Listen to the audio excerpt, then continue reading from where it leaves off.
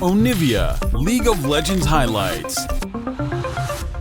Perhaps even weaker, the Yeah. Sandra into Azir. Where does the damage come from? Yeah, this is what I'm most worried about.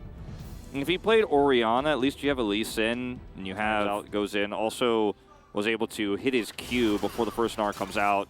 Dudu is in trouble if he wants to stick around here. He's definitely going to die. He will have to back off, and Cuz, level 6. Just needs to Nimbus strike Q, and he's dead. But Rascal instead is just going to pick up the kill himself.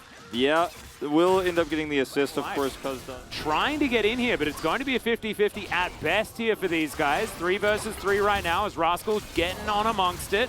Dudu does have his Narbar at a decent spot, but Karis dives on forward. He doesn't ult himself, and therefore he's just going to go down. Onfleek, I think, was able to take the eye. As, well, no, he wasn't. He was able to kill the Rift Herald, but couldn't take the eye. I don't want to say that, like, Aphelios Renata is a counter, as Rascal just does not care about your Narbar. No. I don't want to say it's the counter, because it's not necessarily, but Renata has been one of the most consistent. Life just got so many free handshakes in the early part of this lane. They got such a nice lead. Well, speaking of which, Onfleek's going to find Life. Aiming's coming on over. Dawning Shadow going to get flashed as Onfleek should be able to kill the Renata, but has he stepped too far? The answer's no, because the rest of Hanwha are making their way over. Karis now taking a lot of damage as Cuz he gets put into the frozen tomb, and then Vista dives over the wall. Vikla, can you get enough damage is the question, as Cuz still in the pit. As KT can have some visitors into their jungle. Cuz going to get the smite as Life possibly caught out yet again. Kickback comes through. He does manage to get his ulti off as he tries to bail himself out, but I don't think it's going to work. That's a massive Emperor's Divide though, as Samdi's around the wrong side of the rift. Aiming finds the ulti as well from Fog of War as Vista throws through the Devour. Does manage to keep Onfleek out of danger as now Rascal looking for the needlework, but not really finding too much value here. As Dudu with a Narbar at exactly the right spot will get all of that extra health back as Karis goes golden. There's the Nar. Cuz in trouble, but it's a massive double from Rascal, who's just eating through these health bars now towards the end of the fight. Vista, yeah, he's running the wrong direction here as Life manages to get the handshake and says, you just say hi to Rascal here. And snip, snip, there goes the Tahm Kench. So when the dust settles, Hanwha Esports still remain in his 4-0-2 now after this. Yeah. And Aphelios picked up 3 of those assists. This is a ton of money now in the pockets of KT. I mean, they're up 1,000 gold, but it's where it is that's the scary part.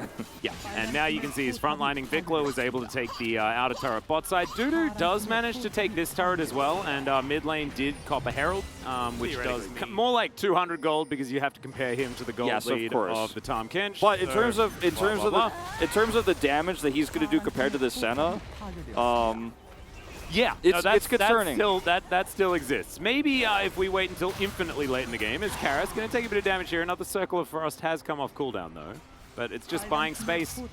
This outer turret will fall on the top side as well. So KT as Karis lying in wait off to the side. Rascal also doing a similar thing here as Dudu throws out the ult just because that Mega Gnar was wearing out. Hostile takeover just to zone them, and it'll very successfully do so as KT walks. As Onfleek and the rest of Hanwha Life are going to move around. But look at this. This is what happens when you drop this much damage. It's already 50% health. It's Onfleek trying to get on in here. They know that this is going down extraordinarily low as Rascal over the wall. Oh, just smashed out of the pit with the Emperor's Divide. Fantastically played from Vikla as KT. The heist once again. The Drake wasn't even taken. They can go over there as Dudu manages to land a decent Gnar, but the hostile takeover is there. It's going to stop the Gnar from doing anything whatsoever. Look at that KT health bars.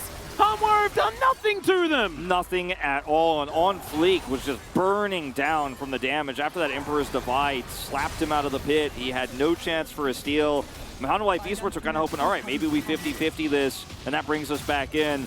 Instead, it's going to be Baron buff and Hextech Soul, plus all those extra kills coming through and the gold that comes with them. Call all of the CC, and then everyone's like, I'm following up, and they do like 3 damage.